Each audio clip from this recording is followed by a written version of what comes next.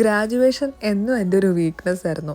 നാട്ടിലെ college corona batch ആയിരുന്നത് കൊണ്ട് എനിക്കൊരു പ്രോപ്പർ ഗ്രാജുവേഷനൊന്നും കിട്ടിയിട്ടില്ല. അങ്ങനെ ആറ്റുനോറ്റ് ഇവിടെ എത്തിക്കഴിഞ്ഞപ്പം ഡെയിലി ക്ലാസ്സിൽ പോകാൻ വേണ്ടിയിട്ടുള്ള എൻ്റെ ഏറ്റവും വലിയ മോട്ടിവേഷനായിരുന്നു ഇതിൻ്റെയൊക്കെ അവസാനം ഒരു ഗ്രാജുവേഷൻ ഉണ്ടല്ലോ എന്നുള്ളത്. പക്ഷേ as I told in my last video, due to some specific reasons എനിക്കെൻ്റെ ഗ്രാജുവേഷന് പോകാൻ പറ്റിയിട്ടില്ല.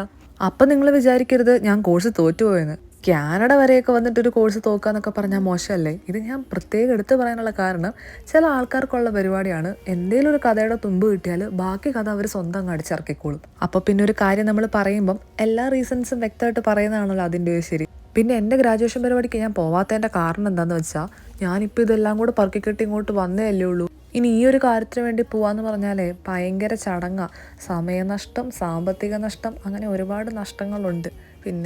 പിന്നെ എല്ലാം കാനഡയാണെന്നേ ഉള്ളടാ. ഇതങ്ങ് പരന്ന് കിടക്കുക. ഇവിടുന്ന് അവിടെ പോകാനുണ്ട് ഫ്ലൈറ്റിൽ തന്നെ 5 മണിക്കൂർ. അപ്പം പിന്നെ അതിൻ്റെ ഒരു ടിക്കറ്റ് ചിലവ് നിങ്ങൾക്ക് ഊഹിക്കാവുന്നേ ഉള്ളല്ലോ. അപ്പം ഞാൻ പറയാൻ വന്ന കാര്യം ഇത്രയേ ഉള്ളൂ. ഇപ്പം ഞാൻ ഈ ഒരുങ്ങി കെട്ടിക്കൊണ്ടിരിക്കുന്നത് മുത്താരയുടെ ഗ്രാജുവേഷനാണ്. ആരാണ് ഈ മുത്താര? അത് തന്നെ എൻ്റെ കൂടെ ഇടയ്ക്ക് വീഡിയോയിൽ കാണാറുള്ള എൻ്റെ ശിങ്കിടിയില്ലേ. ഇനി കാണാത്തവരുണ്ടെങ്കിൽ പോയിട്ട് നേരത്തെ വീഡിയോ ഒക്കെ കണ്ടിട്ട് കേട്ടോ. ആള് എൻ്റെ പപ്പയുടെ സ്വന്തം അനിയൻ്റെ മോളാണ്. ഒരു ഗമ്മയ്ക്ക് വേണമെങ്കിൽ അവളുടെ പേര് ആഗ്നസ് അന്ന ജെയിംസ് എന്നൊക്കെ ഞാൻ വേണമെങ്കിൽ പറയാം. പക്ഷെ ഞങ്ങൾക്ക് അവള് മുത്താരയാണ്.